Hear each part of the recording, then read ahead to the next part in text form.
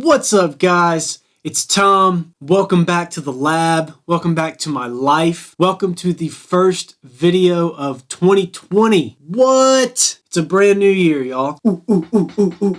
Yes!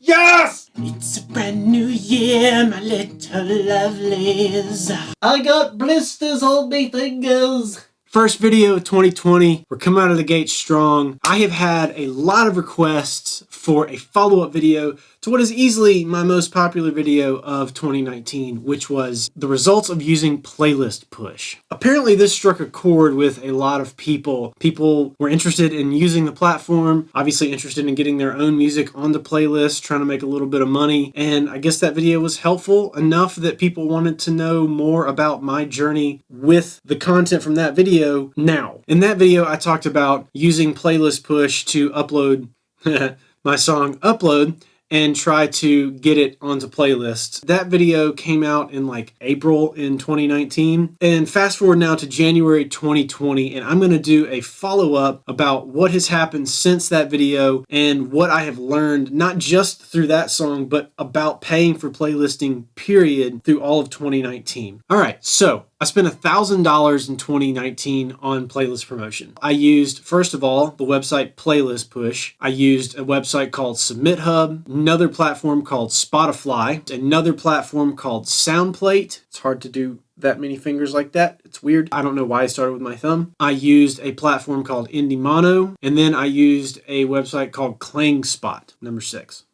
So I used 6 different avenues to try to get my music onto playlists, specifically on Spotify. Playlist Push, Submit Hub, Spotify, and Soundplate are all platforms to connect playlist curators with musicians making music. Indie Mono and ClangSpot are companies and websites that have their own playlists that you can go to their website and submit for their playlist. So slightly different variation there, and I wanted to clarify that. Now, let's get into the super nerdy part first. Let's get into the math. These are the songs that I pushed for playlisting, with the exception of Lost With Me, which we'll get to in a minute. The first song I released was called Glitch. That was a single. Then Upload, The Fuzz, and To The Wolves. I released all 4 of those through an app called Amuse. Then I released a song called All I Wanted as a single through DistroKid, a song called Surface, which was on an EP, and a song called The Blur, which was on another EP. But those are the 2 songs I picked as singles from each of those EPs. And then the song Lost With Me is a song I co-wrote with my friends in Nicotine, and I own a third of, so I got some back end off of that in DistroKid as well. The way that DistroKid and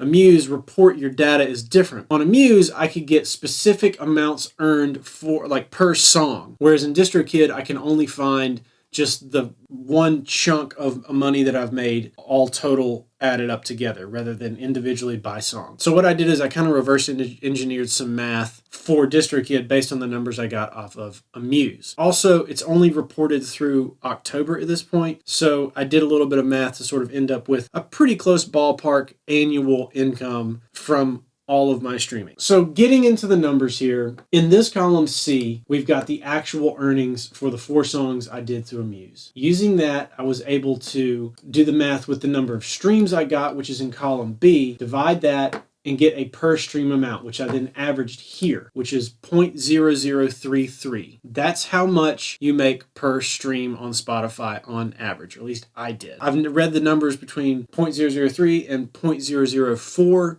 So this seems like it's probably a pretty good representation of that. I used this figure to go back and calculate the perceived earnings of the other 3 singles that I have promoted for playlisting, and then added all that up along with my third of Lost With Me, which clearly did better than most of my songs, and came up with an income of $195.53. That's how much money I made off of streaming in 2019. You want to take a pause and talk about what I bought with that?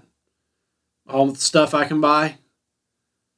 So much stuff. I'm rolling in it, you know? So just don't start sending me DMs asking for money, because obviously I've got it allocated very specifically. This is a lot. That's how much money I made. Now, I'm sure you're looking at this spreadsheet and going, all right, what are these other numbers? Well, here are the platforms that cost money to use. Let's start with playlist push, because my guess is that's probably what most of you are interested in seeing. I promoted 3 songs on playlist push. Upload, which was the first song I used playlist push for. The single right after that, The Fuzz, and then later on my single Surface. Now, it's important to note that none of these songs I promoted on playlist push have vocals, and they are all very instrumental, kind of weird tracks. So take this for what it's worth. Upload was easily the most successful song for me last year. It has to date 30,400 streams compared to the next closest one of mine, which is 6,600, which is Surface. So blew everything else out of the water. I spent $247.50 on that on playlist push, and I got added to 6 playlists. The most important thing here is that it tripped the Discover Weekly algorithm on Spotify. That's the biggest deal out of all of this stuff that I can tell you. The thing that was the coolest thing that happened, which is the thing I think is the point of using these services, is tripping that algorithm. Because when that algorithm tripped, the Discover Weekly algorithm on Spotify, that was when my streams skyrocketed on that song. It was very helpful to have the playlist ads, but the playlists directly are not what drove 30,000 streams for that song. It was tripping that algorithm and then it getting pushed to everybody else on Spotify. I spent $281 on The Fuzz and got added to 2 playlists, which cumulatively came to 500 streams. Go team. And then I spent $295.31 on Surface, which got added to 2 playlists and went up to 6,600 streams as of today. Moving on to other platforms, I spent $118 total on Submit Hub and got added to 2, 3, 6, 7 playlists across the board there. I spent $144 on Spotify and got added to 8 playlists there, 4 of each. It's interesting to note on Spotify, I think 2 or 3 of the 4 playlists I got added to for both songs were the exact same playlist. I don't know if that means anything. I don't know if it just gets pushed to the same playlist through that platform or what. I'm not speaking to that. I have no idea. It could just be coincidental because the songs were similar, but I just thought that was interesting to note. Then SoundPlate is free, so that's cool. But it takes a lot more time to submit to playlists. You don't just pay $250 and then it just sends it out for you. You have to do every single one individually. So what's worth more to you, your time or your money? If your money's worth more and you have the time, SoundPlate's a good option, though there are fewer high volume playlists on there. But I did get 4 ads off of that. All told, I spent $1,085.81. I made $195.53. which brings you to a grand net total loss of $890.28 for 2019. There you have it. I lost a boatload of money trying to promote my music using playlist platforms. There's no way around it. That's what happened. I did get 43 followers on Spotify out of it, which is cool. And I ended up with almost 100,000 streams, which is tight. And at the highest, I ended up with around 9,000 average monthly listeners when that Discover Weekly algorithm got tripped on Spotify. What's the takeaway from all this? Obviously, I lost money. Why do it at all? Well, playlisting is not the whole game. It is part of the game. I think it's an important part of the game. But there are a couple things to know about this. One, out of all these platforms, Playlist Push, though by far the most expensive,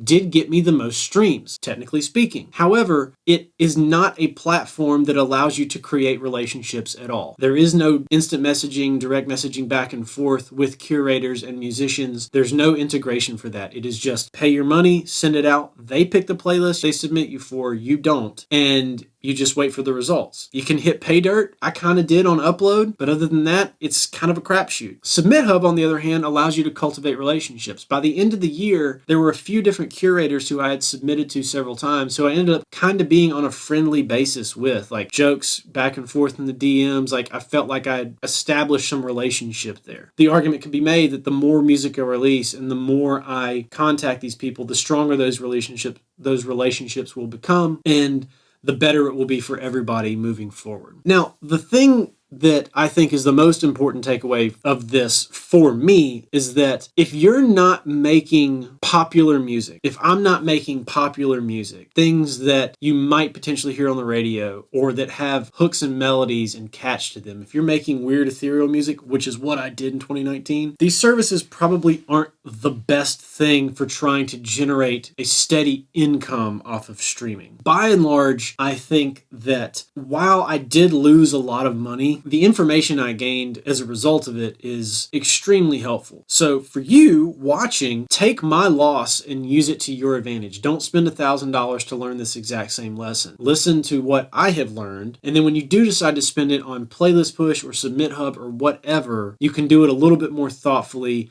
making sure that you're picking the right genres and have a song that you believe is worthy of being within popular music, then you're probably going to end up with better results. More than anything, using these platforms to try to get onto playlists is just one of many, many necessary pieces to building a career and building a steady income as an artist and as a musician. It is by no means the only place to go, and it's certainly not the entire strategy. The end goal ultimately is to build a fan base, not just get money from streaming. As you can see with my numbers, my fan base didn't necessarily hold up. It peaked and then it troughed. So I didn't build enough real fans. I just got listeners for the moment. And the goal is to build real fans. So use playlisting, use these services if you want, but just know it's just a piece of your strategy. There's a lot of other things you need to do as well. That's it for this video, the first video of 2020. If you like this, hit the like button. If you want to see more like it, hit the subscribe button. I'm going to be coming in hot all year, taking everything I learned in 2019 and applying it in 2020 to try to help give you guys insight into how to continue to build